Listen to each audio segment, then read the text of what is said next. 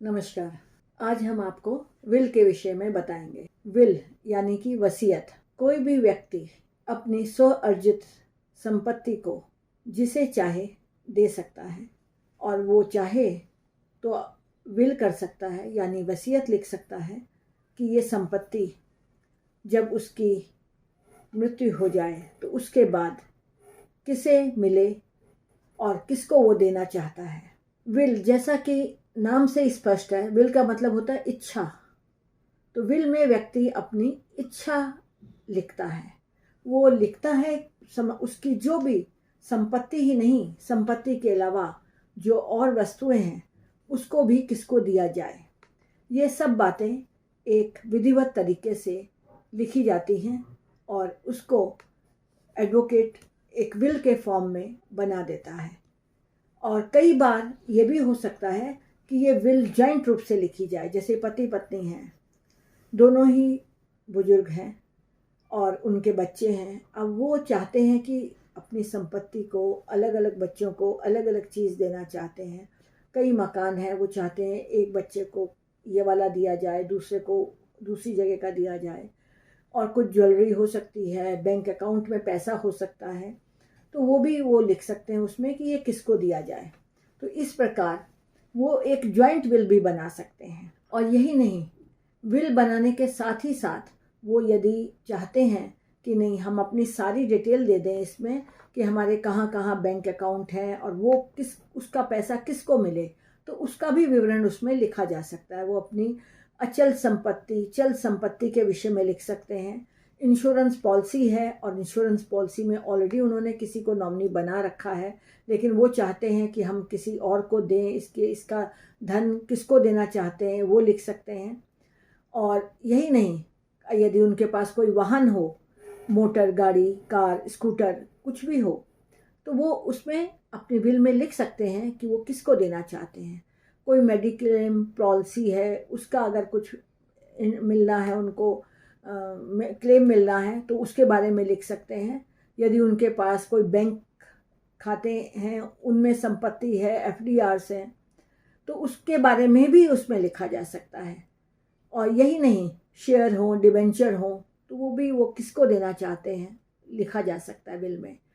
Bank locker है, bank locker में यदि ज्वेलरी रखी हुई है तो वो ज्वेलरी जेवरात किसको देना चाहते हैं, अपनी बेटी को देना चाहते हैं, बहू को देना चाहते हैं, या आधी आधी देना चाहते हैं, या कौन सी पर्टिकुलर आइटम वो किसको देना चाहते हैं, वो भी वो लिख सकते हैं उसमें। और यही नहीं, अगर उनके पास कोई भी कार्ड है, डेबिट कार्ड है, किसी बैंक अकाउंट का में रखा हुआ धन है, वो चाहते हैं कि नहीं, ये मैं अपने किसी एक सन को या किसी एक पुत्र या पुत्री को देना चाहूँ, या दोनों को आधा आधा देना चाहूँ, जैसे भी चाहें वो ये सब अपनी विल में लिख सकते हैं।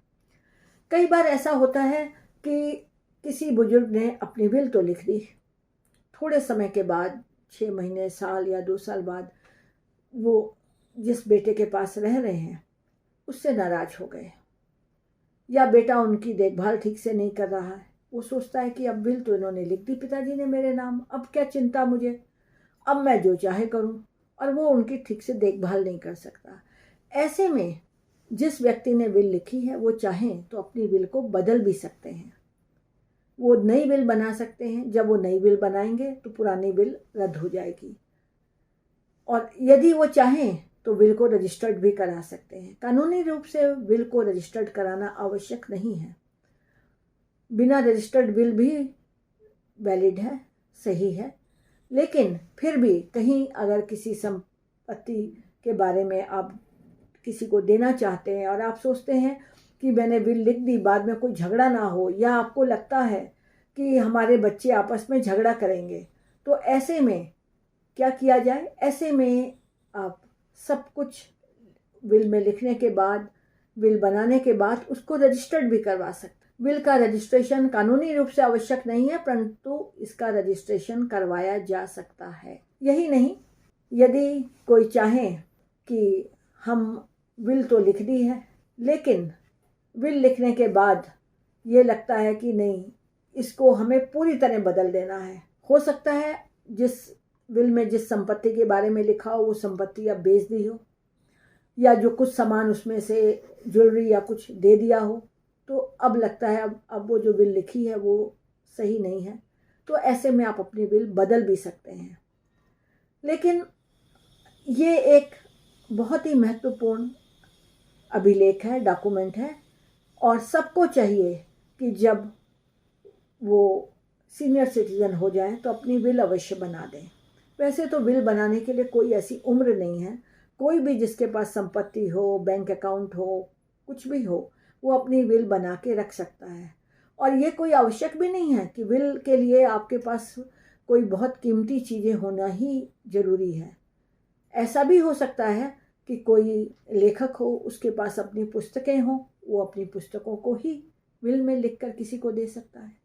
तो इस प्रकार विल आपकी किसी भी चल अचल संपत्ति की हो सकती है, और बहुमूल्य संपत्ति हो या बहुमूल्य ना भी हो, लेकिन उसकी कोई इमोशनल वैल्यू हो, वो महत्वपूर्ण हो किसी के लिए, उसकी भी विल बनाई जाए। विल के संबंध में यदि आपकी कोई और जानकारी हो, कोई आप और प्रश्न हो आपके दिमाग में जो आप सोचते हैं कि हम पूछना चाहें, तो आप पूछ सकते हैं।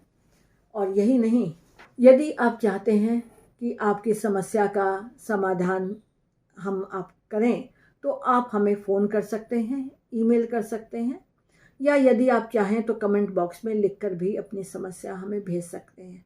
आपकी हर समस्या, हर प्रश्न का उत्तर दिया जाए। धन्यवाद।